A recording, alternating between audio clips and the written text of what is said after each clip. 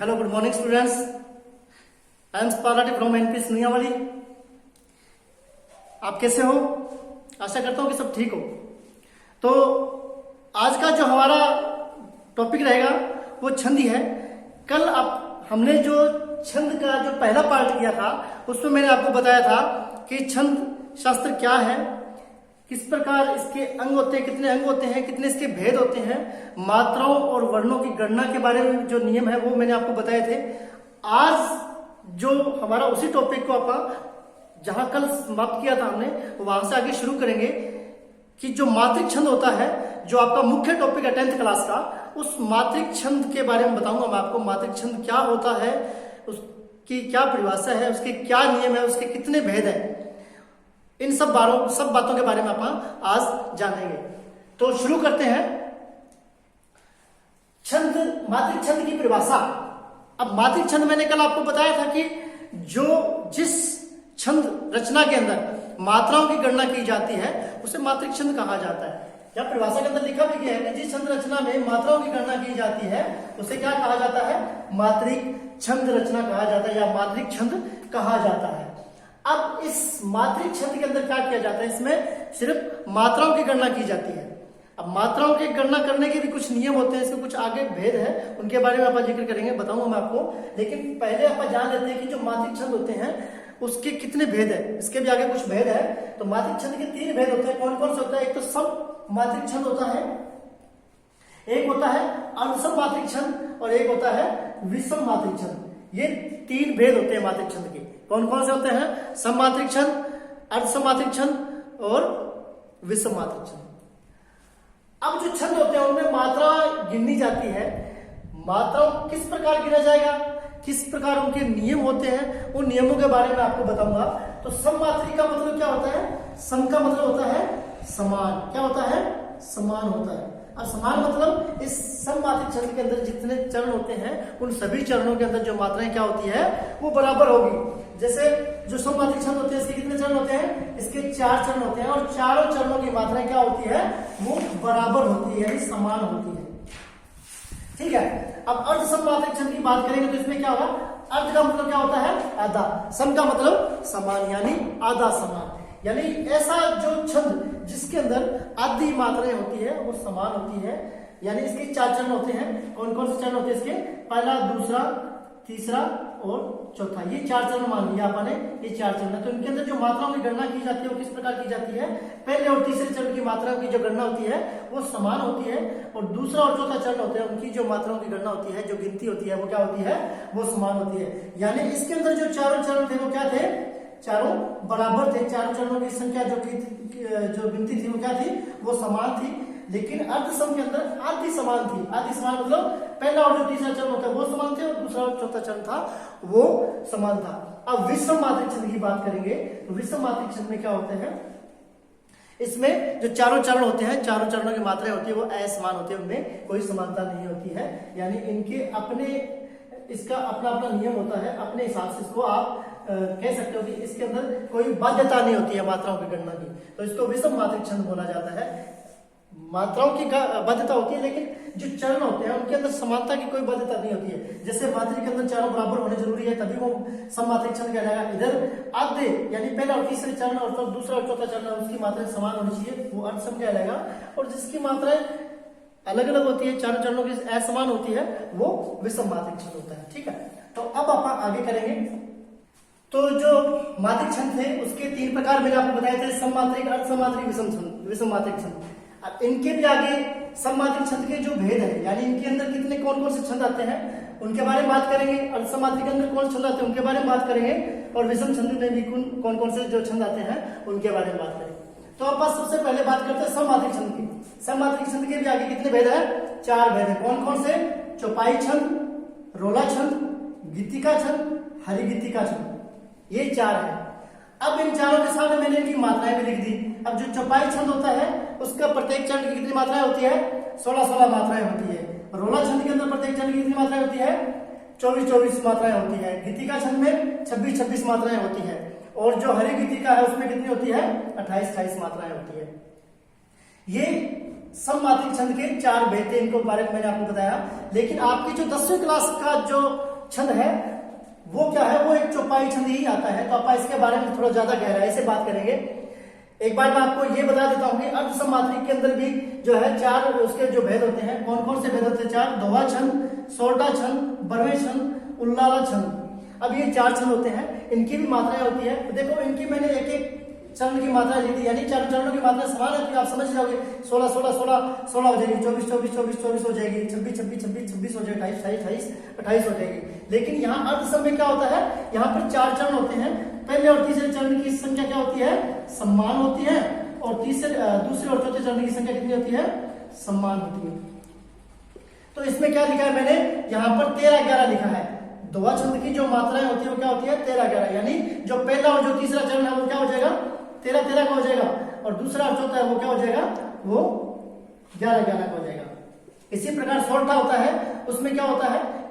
पहला 11 11 हो जाएगा, पहला और तीसरा, और दूसरा और चौथा 13 13 का हो जाएगा।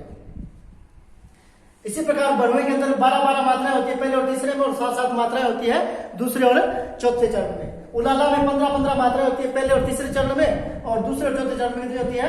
13 13 मात्राएं होती है। इस प्रकार कुछ विषम छंद भी है, उनके बारे में बात करते हैं। विषम छंद के भी 2 भेद हैं, एक तो कुंडलिया और दूसरा छप्पे छंद। अब जो कुंडलिया जो छंद है उसके अंदर क्या होता है? वो कुंडलिया होता है जो दोहा और रोला यानी इन दोनों के मेल से बना होता है। इनकी जो मात्राएं होती है वो सारी मात्राएं कुंडलिया के अंदर आ जाती है, दोहा और रोला के अंदर होती है, वो इसका मिक्सअप होता है। उसी प्रकार अगर आप बात करें छप्पे छंद की, तो छप्पे में क्या होता है? छप्पे में उलाला और रोला दोनों आ जाते हैं, यानी उलाला की जितनी मात्राएं होती है और जो रोला की जितनी मात्राएं होती है वो छंद की मात्राएं इसके अंदर जोड़ी जाती है, इनके अंदर गिनी जाती है। तो इस प्रकार ये हमारे छंद थे, सम्मात्रिक, अर्धसम्मात्रिक, विषम छंद, मात्रिक, इन सभी के बारे में अपन डिस्कस की। इनके कितने भेद है वो चीजें भी मैंने बताई। लेकिन अपन अगर 10वीं के पार्ट की बात करें, 10वीं का जो टॉपिक है उसके मुख्य टॉपिक जो थे वो क्या थे? मुख्य पार्ट क्या था? चौपाई छंद और दोहा छंद। अब अपन बात करेंगे कि दोहा छंद क्या होता है और चौपाई छंद क्या होता है। तो चौपाई छंद की बात करेंगे अपन। चौपाई छंद क्या होता है? पहले आप इसकी परिभाषा देखते हैं। चौपाई छंद एक सममात्रिक छंद है, यानी इसके जो चरण होते हैं उनकी सभी की जो मात्राएं होती है वो समान होती है। इसके अंदर चरण कितने होते हैं? 4 चरण होते हैं। चारों चरणों की जो मात्राएं होती है वो 16 16 होती है। चौपाई छंद की एक और विशेषता होती है कि इसके अंदर समकल के बाद समकल तथा विषमकल के बाद विषमकल आना अनिवार्य है। तो क्या है इसकी परिभाषा? यह एक सममात्रिक छंद है, इसके 4 चरण होते हैं, चारों की 16 16 मात्राएं होती है, और समकल के बाद समकल और विषमकल के बाद विषमकल आना इसमें अनिवार्य है। ये थी इसकी परिभाषा। अब उदाहरण के बाद जब हम समझेंगे कि 16 16 मात्राएं होती किस प्रकार है, तो उदाहरण क्या है हमारे पास? मैंने इसमें जो हनुमान चालीसा है उसका एक पैरा लिख दिया है, उसके माध्यम से आप समझेंगे। जय हनुमान ज्ञान गुण सागर, जय कपीस लोक उजागर, रामदूत अतुलित बल धामा, अंजनी पुत्र पवन सुत नामा। अब इनका अपन मात्राएं गिने, अगर इनकी 16 16 मात्राएं आ जाती है तो मतलब ये क्या है? ये अपना चौपाई छंद हो जाता है। तो मात्राएं गिनिए।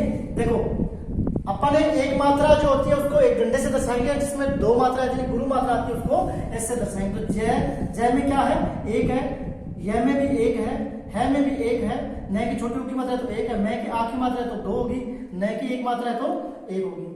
ज्ञान में आ की मात्रा होगी तो 2 होगी, न 1 होगी, गै के अंदर छोटी मात्रा है तो 1, अन में 1, स के आ की मात्रा है तो 2, और गै में 1 है तो 1, और रह में 1 है तो 1 है। अब आप इनकी गिनती करेंगे 1 2 3 4, अब ये 2 है तो 4 2 6, 1 7 2 9, 9 1 10 11 12 13 14 15 16, कितनी मात्रा होगी? 16। पहली पंक्ति अपनी ठीक है। उसके बाद में गिनेंगे जय कपीस लोक उजागर में, जय में 1 है, य में 1 है, यानी 1 1।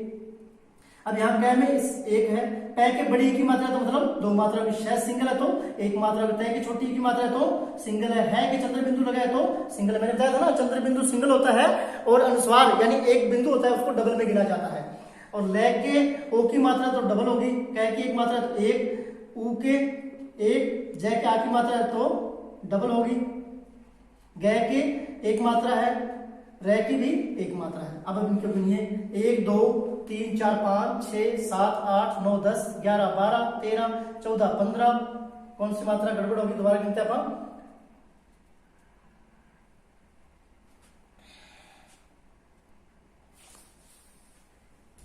तो ये मात्रा हो जाती है 2 3 4 5 6 7 8 9 10 11 12 13 14 और 2 16। कितनी मात्रा होगी?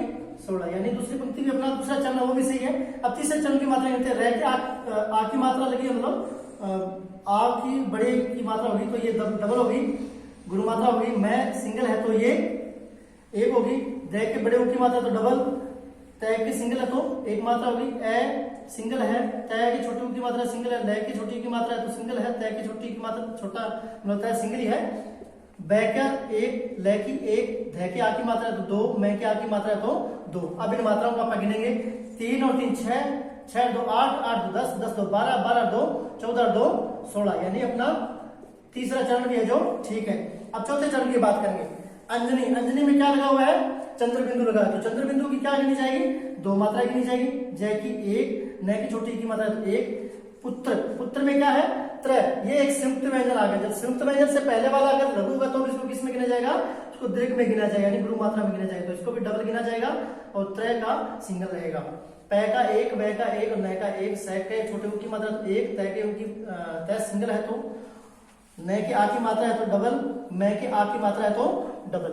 अब इन मात्राओं को आप गिनेंगे, 2 4 6 7 8 9 10 11 12 13 14 15 16। तो ये क्या होगी? हमारे चारों जो चरण थे, चारों चरणों की मात्रा कितनी कितनी होगी? 16 मात्रा होगी। यानी जिस चरण जिस छंद रचना के चारों चरणों की मात्राएं 16 होती है वो कौन सी होती है? वो आपके चौपाई छंद होता है। ठीक है, तो अब अपन बात करेंगे दोहा छंद की, क्योंकि चौपाई छंद के बारे में तो अपन पढ़ लिया। चौपाई छंद के 4 जो चरण होते हैं चारों समान होते हैं, 16 मात्राएं होती है। उदाहरण के माध्यम से मैंने आपको समझा दिया है। अब करते हैं अपन दोहा छंद। अब बात करेंगे दोहा छंद की। अब दोहा छंद क्या होता है? दोहा छंद भी एक अर्ध सममात्रिक छंद होता है, यानी आधा समान मात्राओं वाला छंद होता है। इसके भी 4 चरण होते हैं। अब इसका जो पहला और जो तीसरा चरण होता है उसकी जो मात्रा होती है वो समान होती है। कितनी कितनी होती है? 13 मात्रा होती है। दोहा छंद होता है वो एक अर्ध सममात्रिक छंद होता है। इसके 4 चरण होते हैं। इसका जो पहला और जो तीसरा चरण होता है उसकी मात्राएं 13 होती है, यानी वो समान होती है। और दूसरे जो चौथे चरण की जो मात्राएं होती है वो भी समान होती है। वो कितनी होती है? 11 मात्राएं होती है।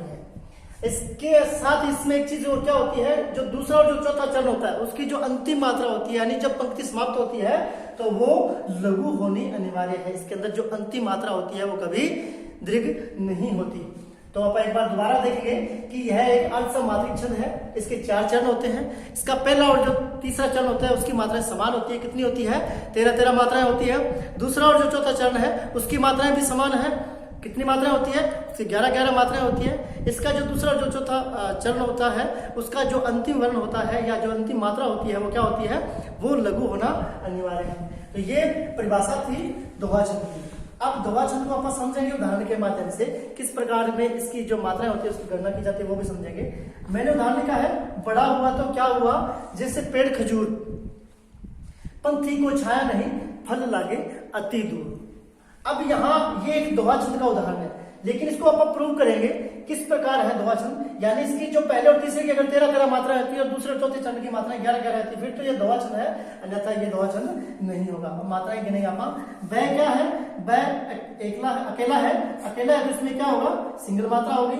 अड़य में क्या है? आ की मात्रा लगी हुई है तो इसको ऐसे लिखा जाएगा। है के छोटे ऊ की मात्रा लगी हुई है, आ पहले से बड़ा है, तय के ओ की मात्रा लगी हुई है, कै और ये क्या हो जाएंगे? ये संयुक्त वर्ण है। अब संयुक्त वर्ण है तो इसको किस मात्रा से गिना जाएगा? इसके आ की मात्रा तो गिना जाता है। अगर ये इसकी आ की मात्रा नहीं होती तो इसको एक ही गिना जाता। हाँ, अगर इसके साथ कोई आगे गुरु लघु मात्रा होती तो उसको फिर गुरु में गिना जाता। अब है के साथ छोटी मात्रा, ए के साथ बड़ी मात्रा, जय के साथ ऊपर की मात्रा होती है तो वो बड़ी होती है। ये दोनों बड़ी मात्रा वाले आ गए, ये भी बड़ी मात्रा वाला। अड़य सिंगल है तो एक मात्रा, ख में एक मात्रा, जय के बड़े की मात्रा डबल और रै में एक। अब इनको गिन के देखिए, 1 2 3 4 5 6 7 8 9 10 11 12 13, यानी इस चरण में कितनी मात्रा आएगी?